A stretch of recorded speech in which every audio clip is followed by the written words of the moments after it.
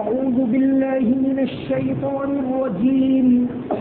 بسم الله الرحمن الرحيم. لقد صدق الله رسوله الرؤيا بالحق لتدخلن المسجد الحرام إن شاء الله آمنين محلقين رؤوسكم ومقصرين لا تخافون فعلم ما لم تعلموا فجعل من دون ذلك فتحا قريبا هو الذي أرسل رسوله بالهدى ودين الحق ليظهره على الدين كله وكفى بالله شهيدا صدق الله العظيم. حقیقت یہ ہے کہ اللہ نے اپنے رسول کے خواب کو حق کے ساتھ سچ کر کے دکھلا دیا. تم ضرور مسجد حرام میں داخل ہوگے انشاءاللہ امن کے ساتھ اور کوئی خوف نہیں ہوگا. تم میں سے بعض اپنے سروں کا حلق کروائیں گے اور بعض اپنے سر کے بال تراشے ہوئے ہوں گے. اللہ وہ جانتا ہے جو تم نہیں جانتے. بس اس نے اس کے علاوہ ایک قریبی فتح طے کر دی. وہی ہے جس نے اپنے رسول کو ہدایت اور دین حق کے ساتھ بھیجا تاکہ اس کو تمام دینوں کے اوپر غالب کر دے اور اللہ گواہی دینے میں کافی ہے. لقد صدق اللہ رسولہ الرؤیا بالحق. حقیقت یہ ہے کہ اللہ نے اپنے رسول کے خواب کو پوری طرح سچ کر دکھایا. یہ سفر ہی اس طرح ہوا تھا کہ نبی کریم صلی اللہ علیہ وسلم نے خواب دیکھا. خواب میں یہ دیکھا کہ آپ عمرہ کر رہے ہیں یعنی مسجد حرام کا کعبۃ اللہ کا طواف کر رہے ہیں اور سعی کر رہے ہیں. آپ نے اپنا خواب صحابہ کرام کے سامنے رکھا. صحابہ کرام چونکہ کئی سال سے مکہ چھوڑ کر آئے تھے, ان کو شوق تھا کہ ہم ضرور جائیں, اور یہ بات بھی ہے کہ نبی کا خواب سچا ہوتا ہے, اس میں کوئی شک نہیں. تو تمام صحابہ کرام تیار ہو گئے. تقریباً 1400 صحابہ کرام ساتھ میں تھے اور آپ صلی اللہ علیہ وسلم لے کر نکلے. پھر وہ سارے واقعات پیش آئے اور آخر میں ظاہر میں ایسا لگ رہا تھا کہ دب کر صلح کرنی پڑی اور آپ صلی اللہ علیہ وسلم صحابہ کرام کو لے کر واپس ہو رہے ہیں. صحابہ کرام رنجیدہ ہیں. واپسی کا سفر کچھ ہی ہوا تھا کہ یہ سورہ فتح نازل ہوئی. اس کی یہ آیت ہے لقد صدق اللہ رسولہ الرؤیا بالحق. حقیقت یہ ہے کہ اللہ نے اپنے رسول کے خواب کو سچ کر دکھایا. اب صحابہ کرام حیرت میں کہ ظاہر میں تو خواب سچ نہیں ہوا, فی الحال آپ کو واپس آنا پڑا, لیکن سچ کرنے کا مطلب جیسا کہ حضرت عمر نے یہ بات عرض بھی کی تھی کہ اللہ کے رسول ہم تو واپس جا رہے ہیں, یہ ہم نے صلح کر لی. اور گویا آپ نے حیرت کا تعجب کا اظہار کیا اور حضرت ابوبکر کے سامنے بھی جا کر انہوں نے اس کا اظہار کیا تھا. تو یہاں رسول اللہ صلی اللہ علیہ وسلم نے یہ بات فرمائی کیا عمر خواب میں یہ تو نہیں کہا گیا تھا کہ ہم اسی سال عمرہ کریں. اللہ تعالیٰ نے اعلان کر دیا کہ عمرہ ہونے والا ہے اور معاہدہ بھی ہو چکا. سچ کر دکھانے کا مطلب اگر یہ لیا جائے کہ فوراً سچ کر دکھایا تو مطلب یہ ہے کہ اب معاہدہ ہو گیا کہ آپ آئندہ سال آنے والے ہو. اور 13 ماہ کے بعد ذی قعدہ سن ہجری 7 میں آپ صلی اللہ علیہ وسلم گئے صحابہ کرام کو لے کر اور عمرہ کیا, بالکل بے خوف ہو کر, امن کے ساتھ, کوئی ڈر نہیں تھا کیونکہ 10 سال جنگ بندی کا معاہدہ ہو گیا. لَتَدْخُلُنَّ الْمَسْجِدَ الْحَرَامَ انشاءاللہ. تم ضرور مسجد حرام میں داخل ہوگے انشاءاللہ. لَتَدْخُلُنَّ تم ضرور داخل ہوں گے. پھر اس کے ساتھ بتایا انشاءاللہ. یہ تعلیم دی گئی کہ مومن آئندہ کے لیے کسی کام کا ارادہ کرے. وہاں سورہ کہف کے اندر بھی یہ تعلیم دی گئی، وَلَا تَقُولَنَّ لِشَيْءٍ إِنِّي فَاعِلٌ ذَلِكَ غَدًا إِلَّا أَن يَشَاءَ اللَّهُ۔ نبی کریم صلی اللہ علیہ وسلم نے جو یہودیوں کو کہا تھا کہ آنا آئندہ کل میں جواب دوں گا، تو یہ تعلیم دی گئی، کیونکہ انسان کسی کام کا ارادہ کر لے اللہ کی مدد شامل ہوتی، لیکن ضروری نہیں کہ ہر کام انسان کے ارادے کے مطابق ہو۔ اس سلسلے میں حضرت علی رضی اللہ عنہ، حضرت علی بڑے حکیم تھے، ان کی حکمت کی باتیں بہت مشہور ہیں، تو ان کا ایک قول ہے، عرفت ربی بفسخ العزائم، کہ میں نے اپنے رب کو پہچانا میرے ارادوں کے ٹوٹنے سے، کہ میں ارادہ کرتا ہوں آئندہ کل یہ کام کر لوں گا، لیکن اللہ نہیں چاہتا تو اس دن وہ کام نہیں ہوتا، وہ آئندہ پر چل جاتا۔ تو یہ تعلیم دی گئی کہ کوئی بھی کام مومن آئندہ پر کرنے کو کہے، آئندہ کو کوئی وعدہ کرے تو اس کے ساتھ انشاءاللہ ضرور کہے۔ مومن کے ہر کام میں، ہر ارادے میں، ہر قدم کے اوپر اللہ ساتھ ہونا چاہیے۔ کھانا کھاؤ تو بسم اللہ، اللہ کا نام، نماز پڑھو اللہ کے نام سے شروع ہوتی ہے، ہر کام اس کا اللہ کے نام سے ہوتا ہے، سوئے اللہ کا نام، اٹھے اللہ کا نام۔ تو فرمایا آئندہ کے لیے کسی کام کا ارادہ کرو یا اظہار کرو تو اس کے ساتھ انشاءاللہ کہاں کرو، یہ درمیان میں ایک تعلیم دی۔ تو فرمایا لَتَدْخُلُنَّ الْمَسْجِدَ الْحَرَامَ، تم ضرور مسجد حرام میں داخل ہوگے انشاءاللہ، اگر اللہ نے چاہا، آمینین، بالکل امن کے ساتھ۔ ویسے بھی مکہ امن کی جگہ ہے، اور یہ تو صحابہ کرام کو انہوں نے اپنی ہٹ دھرمی کی وجہ سے روکا، ورنہ ان کا دستور یہ تھا ہی نہیں کہ کسی کو عمرہ کے لیے آئے اور روکا جائے۔ آمینین، امن کے ساتھ، محلقین رؤوسکم ومقصرین لا تخافون، کہ تم کو امن ہوگا، کوئی خوف نہیں ہوگا، اور تم داخل ہوگے محلقین رؤوسکم، اس حال میں کہ تم میں سے بعض نے اپنے سروں کا حلق کروایا ہوگا، ومقصرین، اور بعض نے اپنے بال تراشے ہوں۔ اور حج اور عمرہ میں یا تو حلق کروایا جائے یا بال تراشے، تو یہ بھی ایک لحاظ سے کافی ہے، لیکن حلق کروانا، پورا سر شیو کروانا، یہ افضل ہے۔ نبی کریم صلی اللہ علیہ وسلم نے حجۃ الوداع کے موقع کے اوپر دعا کی، آپ نے دعا کی، حضرت ابن عمر کی حدیث کے اندر آتا ہے رحم کی دعا کی، اللہم ارحم المحلقین، اور حضرت ابو ہریرہ رضی اللہ عنہ کی حدیث کے اندر آتا ہے اللہم اغفر للمحلقین، اے اللہ رحم کر اور مغفرت کر حلق کروانے والوں کی۔ قالوا یا رسول اللہ والمقصرین، صحابہ کرام نے عرض کیا حضور قصرہ کروانے یعنی کٹنگ کروانے والوں کے لیے بھی دعا کیجیے، تو آپ نے دوسری مرتبہ فرمایا اللہم اغفر للمحلقین، قالوا یا رسول اللہ والمقصرین، دوسری مرتبہ صحابہ کرام نے عرض کیا کہ قصرہ کروانے والوں کے لیے بھی دعا کیجیے، آپ نے تیسری مرتبہ کہا اللہم اغفر للمحلقین، اے اللہ حلق کروانے والوں کی مغفرت کر دے۔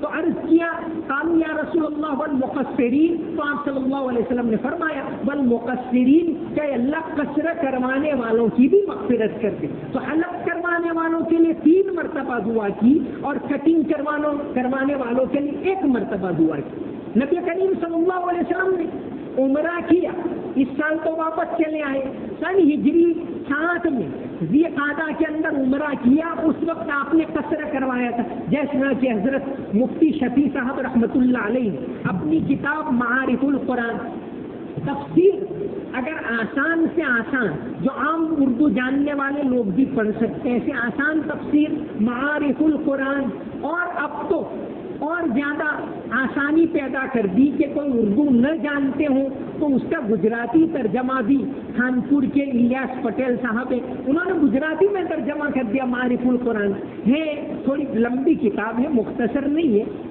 8 والیوم میں اردو میں، لیکن گجراتی میں وہ 11 والیوم میں ہوئی، بہت آسان ایسی تفسیر لکھی حوالوں کے ساتھ، اور صحابہ کرام اور تابعین کے اقوال کے ساتھ احادیث کے حوالے سے اچھی اور آسان کوئی تفسیر ہے تو معارف القرآن یہ آج کے زمانے کے لحاظ سے ایک اچھی تفسیر ہے. حضرت مولانا اشرف علی تھانوی رحمۃ اللہ علیہ کی تفسیر بیان القرآن ہے، وہ ذرا مشکل الفاظ میں، وہ ان کی اردو ہے، وہ عام لوگوں کے سمجھ میں نہ آئے ایسی، لیکن حضرت مفتی شفیع صاحب نے آسان زبان میں لکھی. تو حضرت نے لکھا ہے تفسیر قرطبی کے حوالے کہ آپ صلی اللہ علیہ وسلم نے عمرے کے موقع پر تو بال قصر کروائے، کٹنگ کروائے، یعنی حلق نہیں کروایا تھا آپ نے، اور یہ قصر کیا تھا حضرت معاویہ رضی اللہ عنہ نے. حضرت معاویہ نے آپ کے بال قصر کیے، اور حجۃ الوداع کے موقع کے اوپر آپ صلی اللہ علیہ وسلم نے حلق کروایا، پورا سر منڈوایا، اور یہ منڈنے کا کام کیا تھا معمر ابن عبداللہ العدوی. حجۃ الوداع کے موقع کے اوپر جب آپ صلی اللہ علیہ وسلم تشریف لے گئے تو آپ نے معمر کو خادم رکھا، ہر مرحلے پر اونٹ کو باندھنا، اونٹنی کو اور چھوڑنا، اور ساری خدمت پجامہ وہ اوپر رکھنا، لکڑا وغیرہ، یہ ساری خدمت معمر ابن عبداللہ العدوی رضی اللہ عنہ کے سپرد کی گئی تھی. تو انہوں نے آپ صلی اللہ علیہ وسلم کا سر حلق کرنے کا مبارک کام انجام دیا. اس کے بعد آپ صلی اللہ علیہ وسلم کے وہ بال تھے حجۃ الوداع کے موقع کے اوپر صحابہ کرام نے برکت کے طور پر لے لیے.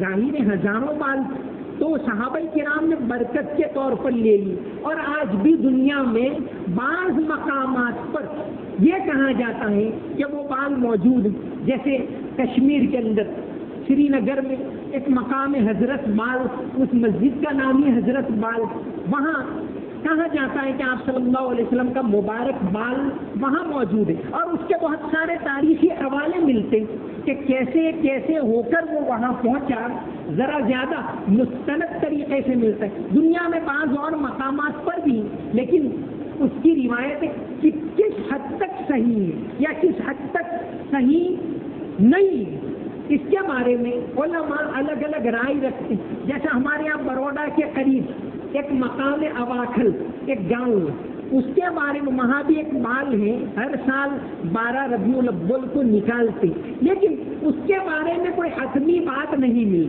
کہ یہ کیسے آیا. وہ بھی اعتقاد رکھتے ہیں کہ یہ بال جو ہے نبی کریم صلی اللہ علیہ وسلم کا بال ہے. ایک مرتبہ تقریباً 5 سال پہلے 12 ربیع الاول کو بیان کے لیے مجھے بھی بلایا گیا تھا، تو اس مرتبہ وہ میرے ہاتھ سے انہوں نے کھلوایا تھا. بہرحال اس کے بارے میں ثبوت پکا نہیں ملتا کہ وہ کیسے آئے. تو نبی کریم صلی اللہ علیہ وسلم نے عمرہ کے موقع کے اوپر تو قصر کروائے تھا، بال کٹنگ کروائے تھے. اور حجۃ الوداع جو آپ صلی اللہ علیہ وسلم نے اپنے وصال سے چند ماہ پہلے جو کیا، سن ہجری 10 کے اندر، اس وقت آپ صلی اللہ علیہ وسلم نے حلق کروایا تھا. تو حلق کروانا افضل ہے اور قصر کروانے کی بھی گنجائش موجود ہے، ایسا علماء کرام لکھتے. حضرت مفتی شفیع صاحب رحمۃ اللہ علیہ نے بھی لکھا ہے. تو حلق کیا تھا معمر ابن عبداللہ العدوی رضی اللہ عنہ. تو فرمایا کہ ابھی تو تم واپس جا رہے ہو، لیکن آیت میں اشارہ ہے لَتَدْخُلُنَّ الْمَسْجِدَ الْحَرَامَ اِنشَاءَ اللَّهِ. اور ظاہر ہے جو مصلحت ہے اس کے پیچھے کہ اس سال کیوں واپس جانا پڑا، اللہ تعالیٰ یہ چاہتے تھے کہ وہ مکہ جو امن کی جگہ ہے، وہ خون کا ایک قطرہ بہے بغیر فتح ہو. اور یہی ہوا سن ہجری 8 میں، یعنی اس سے 2 سال کے بعد جب مکہ فتح ہوا تو حالت یہ تھی کہ آپ صلی اللہ علیہ وسلم نے اعلان کر دیا کہ جو بھی لوگ ہیں تمام کو معاف کر دیا. عام معافی کا اعلان آپ صلی اللہ علیہ وسلم نے کر دیا. صرف گنے چنے چند لوگ تھے جن کے ناموں کا اعلان مصلحت کی بنا پر آپ نے کیا تھا، ان کے علاوہ آپ نے سب کو معاف کر دی. اور جن کے ناموں کا اعلان کیا تھا وہ مکہ سے باہر نکل گئے، تو خون کا ایک قطرہ بھی نہیں بہا. اور اللہ کو یہ منظور تھا. ظاہر میں یہاں یہ لگ رہا تھا کہ مسلمانوں کو دب کر صلح کرنی پڑی، لیکن بعض مرتبہ مصلحت یہی ہوتی ہے کہ ذرا پیچھے ہٹنے. ظاہر میں معلوم ہوتا ہے لیکن فائدہ دیکھا اسی نقصان میں کہ بعض مرتبہ معلوم ہوتا ہے ظاہر میں صحابہ کرام حضرت عمر جیسے صحابہ پریشان تھے کہ کیا ہو رہا ہے، ظاہر میں نبی کریم صلی اللہ علیہ وسلم کی اطاعت تھی خاموش، لیکن اس لیے تو آپ صلی اللہ علیہ وسلم نے فرمایا کہ چلو سب ہلک کرواؤ اب واپس جانا ہے، تو صحابہ کرام ایک دم تیار نہیں ہوئے، بیٹھے رہے۔ یہ نبی کریم صلی اللہ علیہ وسلم کی بات کا احترام نہیں کیا ایسا نہیں، بلکہ ان کو ابھی بھی اس بات کی کچھ نہ کچھ امید نہ لگ رہی کہ ہو سکتا ہے معاہدے میں کچھ رد و بدل ہو جائے، کچھ تبدیلی ہو جائے، ابھی بھی پھر بھی شاید عمرہ کرنے کا چانس مل جائے، اس لیے صحابہ کرام بیٹھے رہے۔ آپ صلی اللہ علیہ وسلم خیمے میں چلے گئے، کیا کیا جائے، آپ خود پریشان تھے۔ ام المومنین حضرت ام سلمہ رضی اللہ عنہا ساتھ میں موجود، عرض کیا کہ حضور آپ کیوں پریشان؟ آپ نے ماجرا سنائے کہ میں نے حلق کروانے کو اور قربانی کرنے کو کہا، احرام کھولنے کو کہا، لیکن سارے صحابہ ابھی بھی بیٹھے ہوئے۔ حضرت ام سلمہ رضی اللہ عنہا نے ایک حکمت والی بات بتائی، فرمایا کہ حضور ایسا نہیں، آپ خود جائیے، آپ حلق کروائیے، قربانی کیجیے، آپ احرام اتار دیجیے، صحابہ کرام ایسا کریں گے۔ آپ نے ایسا کیا تو پھر تمام صحابہ کرام نے فوراً عمل کیا۔ تو فرمایا محلقین رؤوسکم، تم میں سے بعض اپنے سر کو حلق کروائیں گے، ومقصرین، اور بعض اپنے سر کو قصر کروائیں گے، لا تخافون، تم کو کوئی خوف نہیں ہوگا، فعلم ما لم تعلموا، اللہ وہ باتیں جانتا ہے تو جو تم نہیں جانتے، فجعل من دون ذلک فتحا قریبا، اللہ تعالیٰ اس کے بعد ان قریب تم کو ایک فتح عطا کرنے والا ہے۔ انا فتحنا لک فتحا مبینا، کہ ہم نے آپ کو فتح دے دی، حالانکہ واپس جا رہے ہیں۔ تو بعض بڑے بڑے صحابہ کرام یہ رائے رکھتے ہیں، حضرت ابن مسعود رضی اللہ عنہ، کہ یہ حدیبیہ یہی فتح، اب یہاں اشارہ ہے کہ ہم آپ کو ایک اور فتح دینے والے ہیں ان قریب۔ تو اس سے صحابہ کرام بعض مراد لیتے ہیں خیبر کی فتح، اس کے بعد 3 ماہ کے بعد، چونکہ مدینہ میں 2 جانب سے مسلسل خطرہ تھا، ہجرت کے بعد 6 سال تک جنوب کی طرف سے مکہ والوں کا، شمال کی طرف سے یہودیوں کا۔ اب جنوب کی طرف سے امن ہو گئے، 10 سال کا معاہدہ ہو گیا جنگ بندی کا، شمال کی طرف آپ نے رخ کیا اور وہاں اللہ تبارک و تعالیٰ نے فتح دی اس کے 3 ماہ کے بعد۔ تو مفسرین بعض یہ رائے رکھتے ہیں، حضرت مفتی تقی صاحب نے بھی یہی لکھا ہے کہ اس سے اشارہ خیبر کی فتح کا ہے۔ اب بعد کی 2 آیتیں ایک دم جامع آیتیں، یہاں تک تو واقعہ ہو گیا، آخری 2 آیتیں ہیں وہ واقعے سے بھی تعلق رکھتے ہیں اور عام زندگی سے تعلق رکھتی ہیں۔ 2 آیتیں ہیں، اس میں پہلی آیت مختصر ہے، دوسری آیت قرآن کریم کی سب سے لمبی آیتوں میں سے ایک ہے۔ هو الذی ارسل، پہلی مختصر آیت ہے لیکن جامع آیت ہے، هو الذی ارسل رسولہ بالہدی ودین الحق لیظہرہ علی الدین کلہ، اللہ نے پیغمبر صلی اللہ علیہ وسلم کو کیوں بھیجا، اس کا مقصد کیا، وہ اس آیت کے اندر بیان کیا۔ اور یہ آیت انہی الفاظ کے اندر قرآن میں 3 جگہ آئی۔ سورہ توبہ میں یہ آیت کا پہلا ٹکڑا هو الذی ارسل رسولہ بالہدی ودین الحق لیظہرہ علی الدین کلہ، یہی الفاظ یہاں سورہ فتح کے اندر آئے۔ اب اس کے بعد یہی الفاظ آئندہ سورہ صف کے اندر آ رہے ہیں، هو الذی ارسل رسولہ بالہدی ودین الحق لیظہرہ علی الدین کلہ ولو کرہ المشرکون، وہاں ولو کرہ المشرکون ہے، یہاں آیت کا آخری ٹکڑا ہے وکفی باللہ شہیدا، کہ اللہ گواہ ہے۔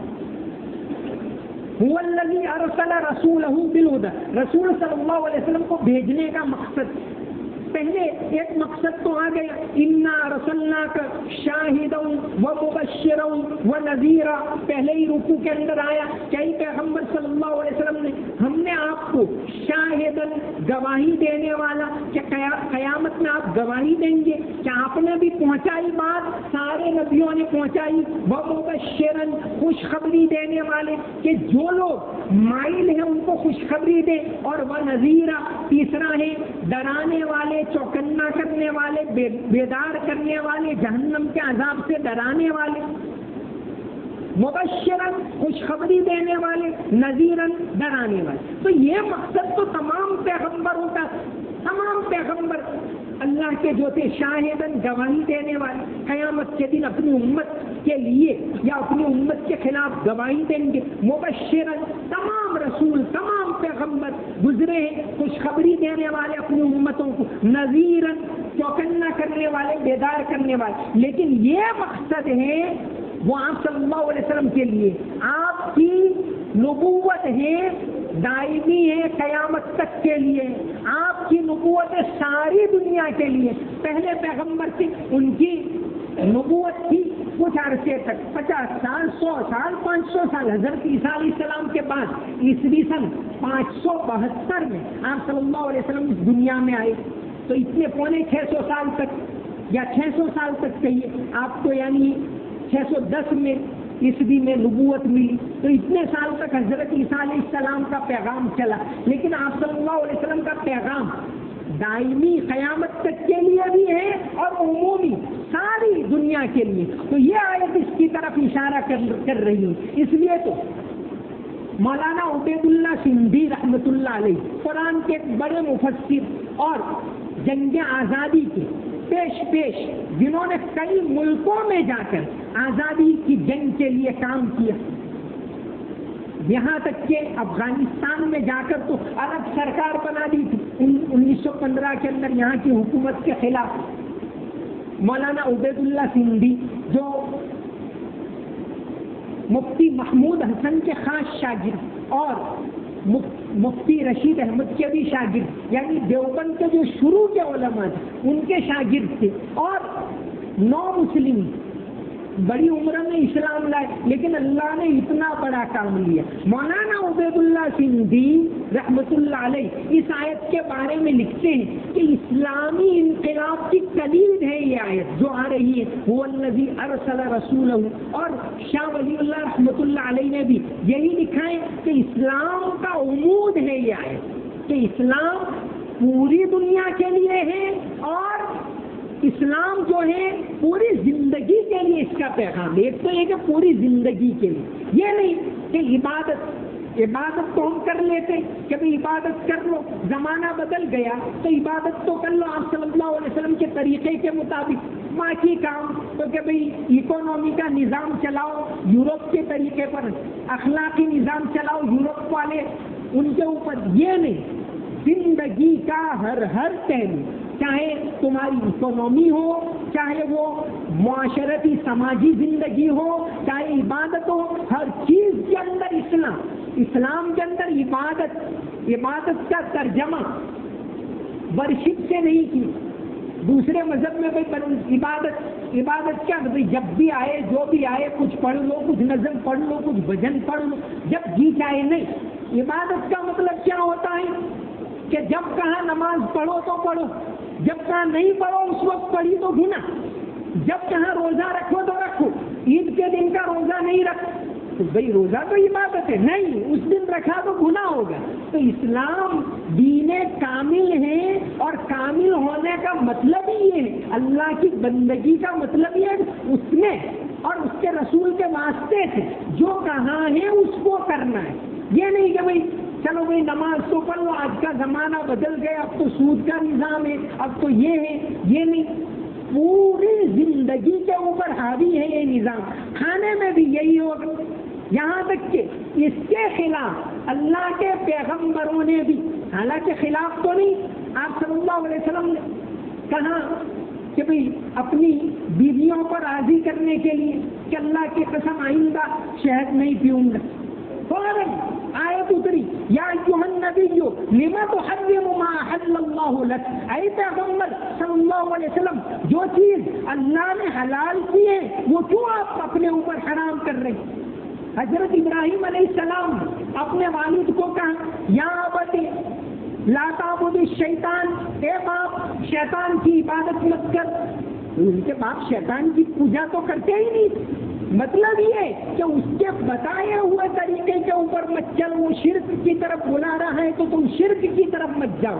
تو آگے والی آیت جو ہے وہ یہ بتلا رہی ہے کہ پیغمبر صلی اللہ علیہ وسلم کا مقصد یہ ہے کہ دین اسلام کو دلائل کے طور پر اس طرح غالب کرنا کہ یہ طریقہ برحق ہے، اس کا معاشرتی نظام بھی بہترین ہے، اس کا عبادت کا نظام بھی بہترین ہے، اس کا زکوٰۃ کا نظام بھی بہترین ہے، اس کا جو ہے سماج میں رہن سہن کا نظام بھی بہترین ہے، اس کا یعنی اخلاقی نظام بھی بہترین ہے۔ اس کو دنیا والوں کے سامنے بتانا، ثابت کرنا، منوانا یہ ہمارے ہاتھ میں نہیں ہے، اور زبردستی کسی کو لانا یہ جائز نہیں ہے، لیکن اس پر اعتقاد رکھنا کہ اگر بہترین نظام زندگی ہے تو وہ ہے جو قرآن نے دیا، اللہ نے دیا اپنے پیغمبر صلی اللہ علیہ وسلم کے واسطے سے، وہی بہترین نظام ہے، وہی کامل ہدایت ہے۔ یہ اس آیت کے اندر بتایا گیا ہے، وَمَا عَلَيْنَا إِلَّا الْبَلَاغُ الْمُبِينُ۔ اللهم صل على محمد وعلى ال محمد وبارك وسلم۔ ربنا آتنا في الدنيا حسنة وفي الآخرة حسنة وقنا عذاب النار۔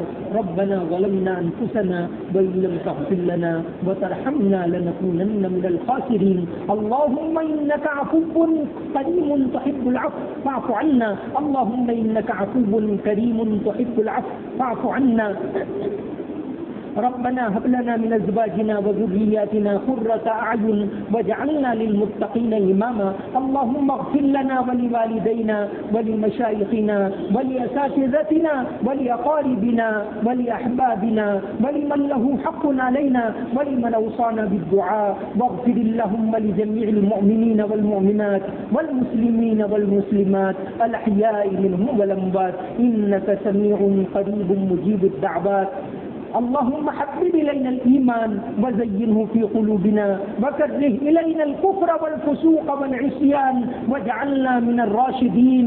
اللهم حبب إلينا الإيمان وزينه في قلوبنا وكره إلينا الكفر والفسوق والعصيان واجعلنا من الراشدين۔ اللهم إنا نسألك علما نافعا وعملا متقبلا ورزقا واسعا حلالا طيبا وشفاء من كل داء۔ ربنا لا تجعلنا فتنة للقوم الظالمين ونجنا برحمتك من القوم الكافرين۔ اللهم إنا نعوذ بك من عذاب القبر ونعوذ بك من عذاب الحشر ونعوذ بك من فتنة المسيح الدجال ونعوذ بك من فتنة المحيا والممات ونعوذ بك من الفتن ما ظهر منها وما بطن۔ ربنا تقبل منا إنك أنت السميع العليم وتب علينا إنك أنت التواب الرحيم۔